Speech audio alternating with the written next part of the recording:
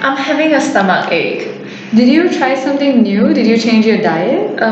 Yeah, I did. I changed my breakfast this morning. Oh, that could mean you might actually have a food intolerance or an allergy or something like that. What's that? Let me introduce you to it.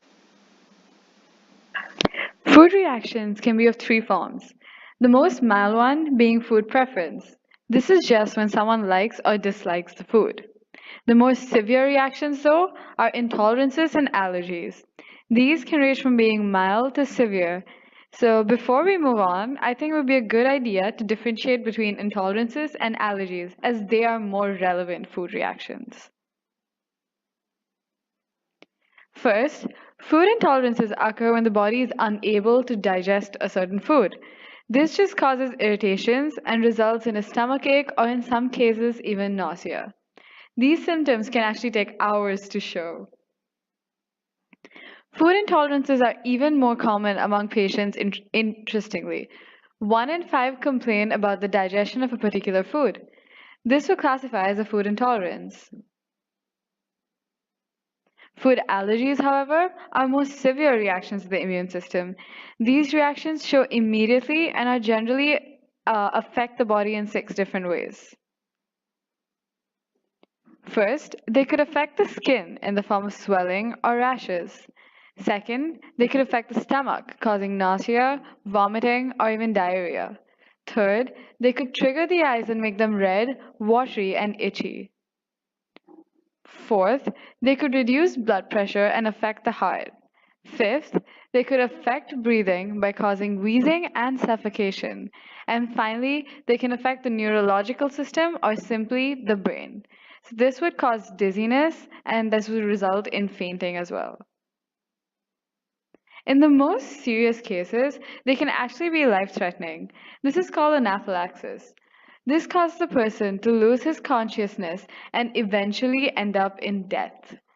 This is countered with the use of an injection that's called EpiPen. And this EpiPen injection is known to counter the allergic reactions that are generally experienced and prevent the case of death.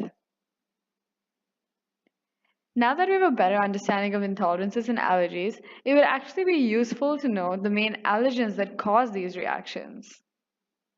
But before we go into that, why don't all of you grab a pen and a paper and list down all the allergens that you know within the next 2 minutes? Let's see how many you can get right. I'll pause the video for 2 minutes here so that you have time to write things down.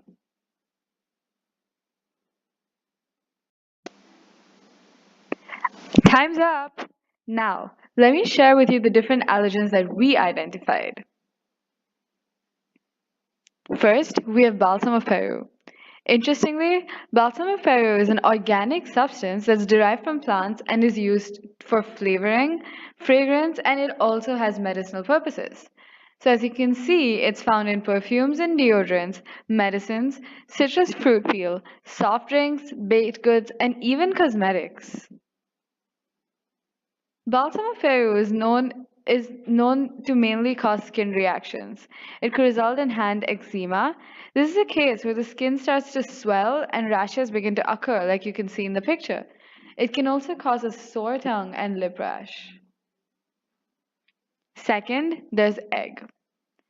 Egg is available in many food products that we know, like cakes and cookies. They are generally commercially found in the form of dried eggs, solid eggs, beaten egg, or powdered egg. Egg allergic reactions generally affect 4 areas. First, they can cause red and watery eyes. Second, they could cause breathing problems in the form of wheezing. Third, they can result in swelling, rashes, and eczema, which I explained earlier in this video. Finally, they can cause stomach issues resulting in pain, vomiting, and diarrhea. Third, we have shellfish. Shellfish are generally either mollusks or crustaceans. Mollusks are clams, oysters, octopus, etc., while crustaceans are the shrimps, crab, prawns, and lobsters. Shellfish allergies are known to be one of the most common and deadly kind. However, it should be noted that allergy towards one kind of shellfish does not imply an allergy towards the other. Shellfish allergies can affect the brain, causing dizziness or fainting. They can cause breathing problems through wheezing or even congestion of the nose. They can affect the skin, causing itching and eczema. And finally, they can cause digestive issues to the stomach as well. Fourth, there are food allergies. Allergic reactions are generally experienced against strawberries, citrus fruits, bananas, kiwi fruits, and tomatoes. It should be noted that these fruits in any form, even as juices or in other products, can cause these reactions. Fruits cause four kinds of allergic reactions as well. They can affect the brain, resulting in fainting, breathing problems as a result of wheezing and throat swelling, skin reactions, and digestive issues affecting the stomach are also commonly experienced. Fifth, there's garlic. Garlic is very common in Asia. It's found in almost everything we eat. A lot of Chinese families tend to use garlic in their cooking processes. They're found in pastas, butter and oils, sauces, chutneys, and soups. Garlic as an allergen can affect the brain, causing dizziness, cause breathing problems, result in skin reactions, and cause digestive issues affecting the stomach. Sixth, there are spices. Generally, spices can be of celery, mustard, aniseed, and chamomile. These are the most common to result in allergic reactions. They can cause skin reactions, breathing problems, and affect the stomach. Seventh, there's oat allergies. Oats are very common in food products. They're in granola bars, cereal, pudding, beer, and even moisturizers. Interestingly, oats can cause allergic reactions even when consumed in manners other than ingestion, which is why even moisturizers containing oats can be a problem. Oats can affect the eyes, cause less severe nasal problems, irritate the skin, and affect the stomach. Thank you, Angeline. Now, let me start with number 8, meat. I used to have a friend who told me that she's allergic to beef, and I found it hard to believe. But after doing this research, I found that it is true that people can develop allergy to meat products. This can be found in the form of poultry, red meat, or in whatever cooked form. Although it should be noted that cooking does help to remove the allergens sometimes.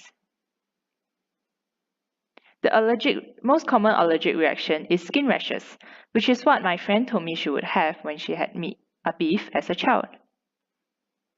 Next, we have milk, which is also known as dairy. This is something that we are familiar with. This can come in various forms, including those in cheese-flavored biscuits, smoothies, or in coffee. And we are usually intolerant to a specific sugar called lactose. Therefore, allergy to milk can be also known as lactose intolerance.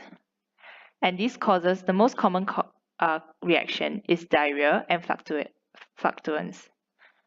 Other symptoms such as nasal problem, skin reactions are usually caused by other substances present in the milk. Next is peanut, which is the allergen most of us are familiar with.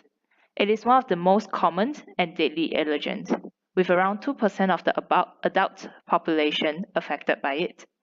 Note that you can find it in chocolate and power bars frequently. The common reactions are digestive issues and skin reactions. Following that, we have nuts, which is actually different from peanuts. However, we group them together because they are usually processed in the same facility. Therefore, there is cross-contamination, and people who are allergic to either peanuts or tree nuts are usually asked to avoid both types altogether. Tree nuts have similar allergic reactions that affects the digestive system and skin. Next, we have rice. This is a common Asian staple. I, for one, can eat 3 meals of rice a day, and it can come in the form of milk, chips, and even used to make desserts. Take note that rice is totally gluten-free, even glutinous rice flour. The term glutinous refers to the sticky texture of the rice and not the gluten protein that is found in wheat.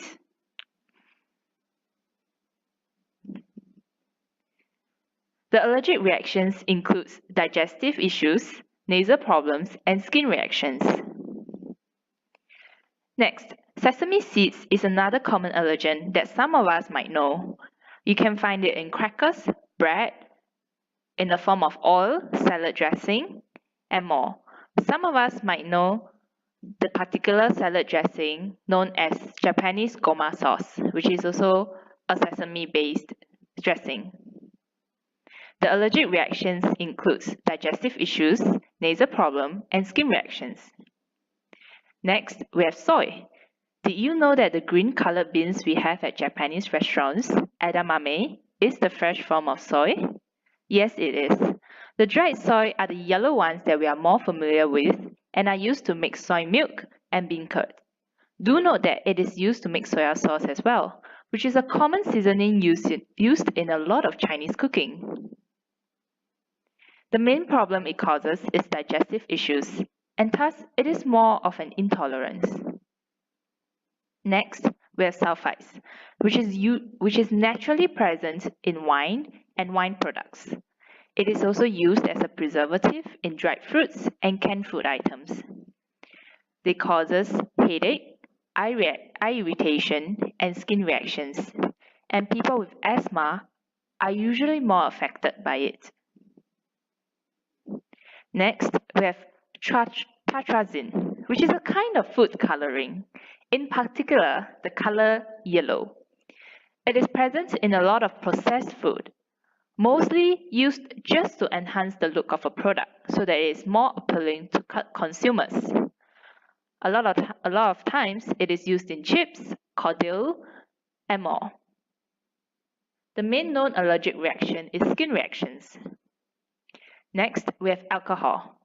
Nowadays, people are really creative with the usage of alcohol in food as well, such as alcohol-infused gummy bears, chocolate, or even in fruits.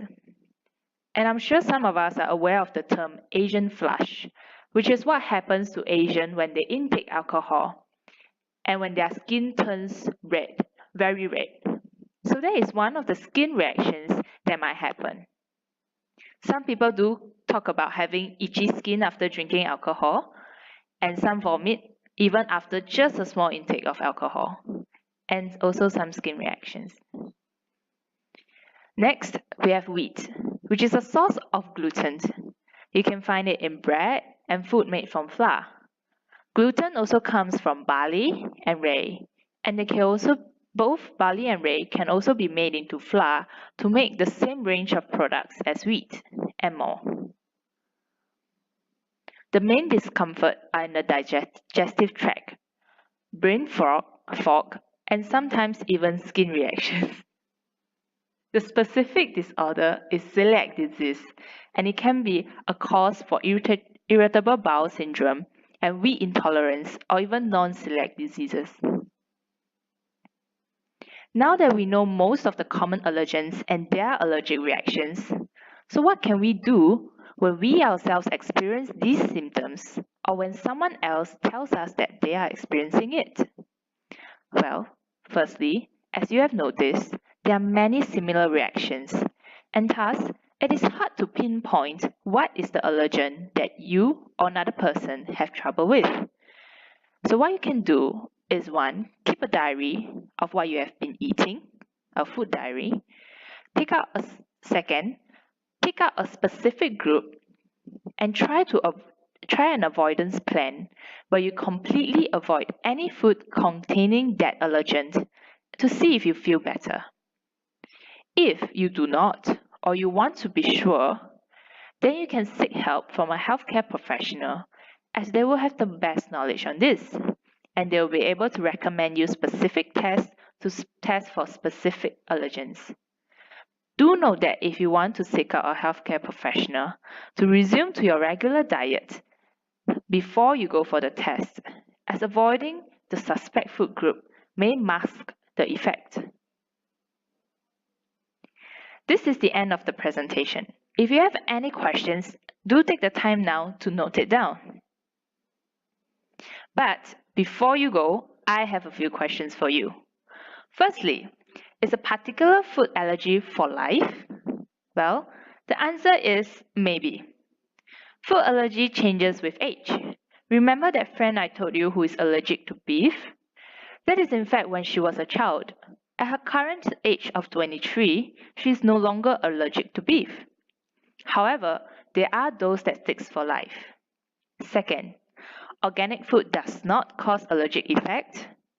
Well, what people are allergic to are the proteins and carbohydrates that are present in the food sources naturally. Therefore, organic food does not remove those. Organic food means that they are free of synthetic preservatives and uses natural fertilizers. So they maybe have more micronutrients, but does not mean that they do not cause allergic effect. 3. One small bite won't hurt? The answer is no. Even one small bite can hurt. People can react to even the smallest amount of allergen, like 1/10 of a peanut. Sometimes even inhaling peanut dust can cause skin rashes. This brings me to the importance of no cross-contamination. The workplace has to be kept clean, and whatever flavoring or food additives we add to the food, we need to be clear of the ingredients and what people might be allergic to.